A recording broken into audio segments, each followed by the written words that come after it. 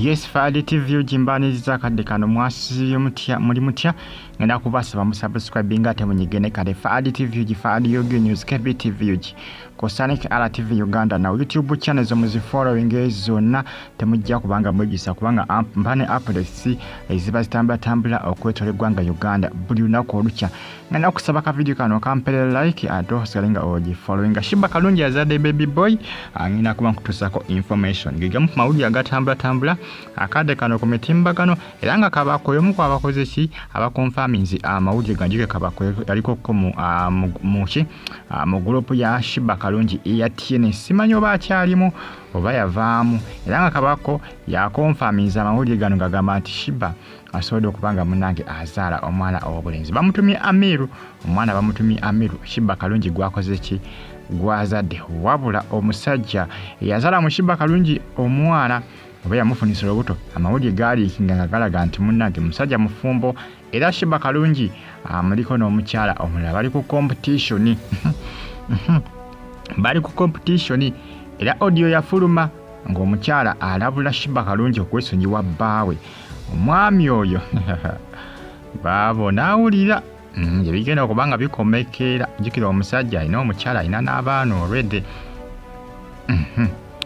munange byalinkinga nga biraga Sheebah omusajja gwaliko already alina omukyala omulala kugamba bamuliko babiri manyi abakyala basinga batagala kusharinga basajja bagamba asobola kusharinga musajja nze sisobola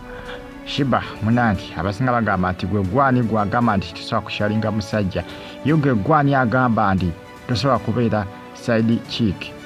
nga ne Sheebah alina omusimbi ogutokomoka omuyimbi ow'amaanyi side chick abakyala basinga tebakyagala ekyo tebakyagalira ddala sebo Sheebah omukyala amuweza audio ezimulabula okwesonyiwa bbaawe kati awo ekyebuzibwa Sheebah aneesonyiwa omusajja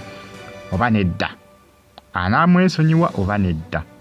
kale tujja kumanya wajja bijja okubanga bikomekerera naye nga Sheebah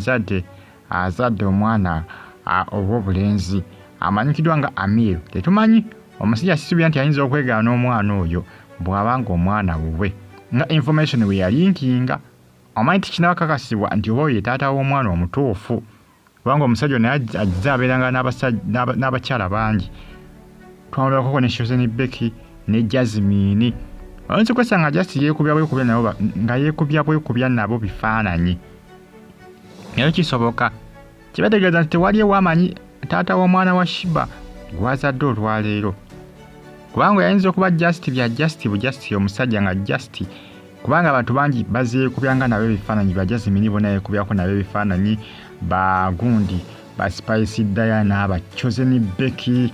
Sheebah naye kati abasinga bwe balabanga ali mu kifaananyi ne Sheebah awo information we yatandikira okulaga nti nno ki nti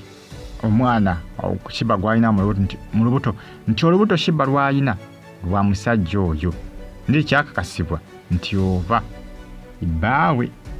naye ate audio yafuluma ey'omukyala aliraga ate nga alabula Sheebah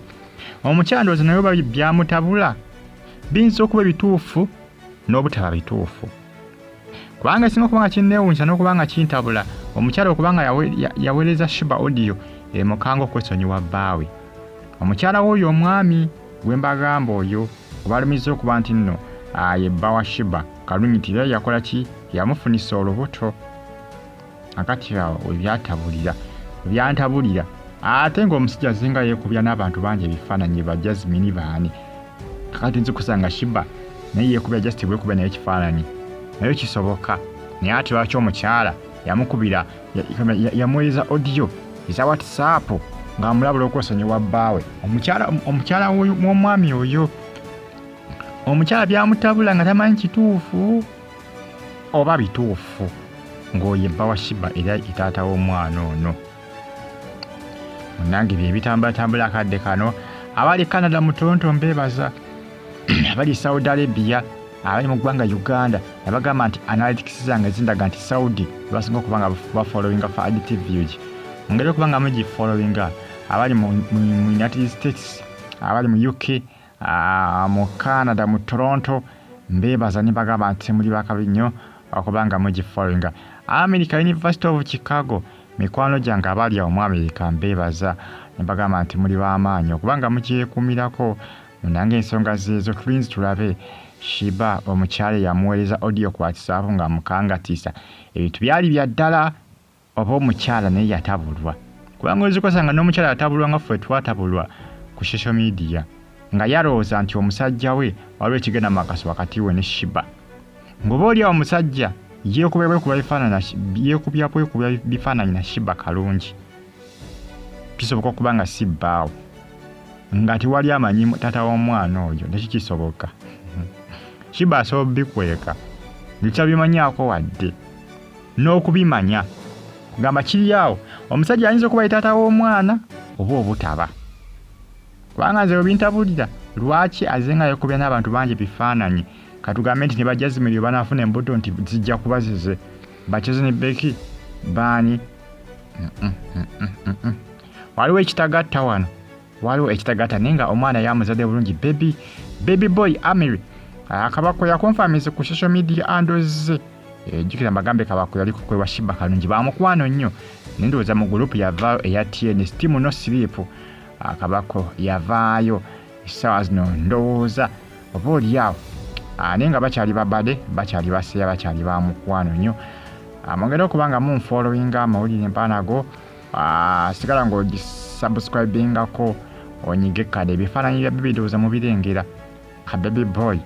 bifaananyi bitambuzibwa okuvaako bufiko mu mitimbagano egya social media munnange byebyo bimu ku ebitrendinga following ali ku Ayogedde news gendako ne ku KBTV UG ogendeko ne ku RTV Uganda now ezo zonna zange muzifollowing zonna mwabali mu ggwanga erya Iraq mu Baghdad mbatumiddeko Iraq katundu bakayita Baghdad mbeebaza abali ekkata mu Doha abali mu Damamu bagamba nti mwongere kubanga mugifollowinga bagita fa TV UG congratulations Sheebah kalungi kabaka gamba nti Congz Sheebah awali Sheebah omwana tazaalika welcome Amiru bamuyita Amiru Congz Sheebah baby boy Amiru omwana we bamuyita Congz Sheebah Richard is this year omwana tazaalika welcome Amiru omwana bamuyita Amiru era Kabako byawandise ku social media anduye ng'alaga nti Sheebah Azadde omwana munange byebyo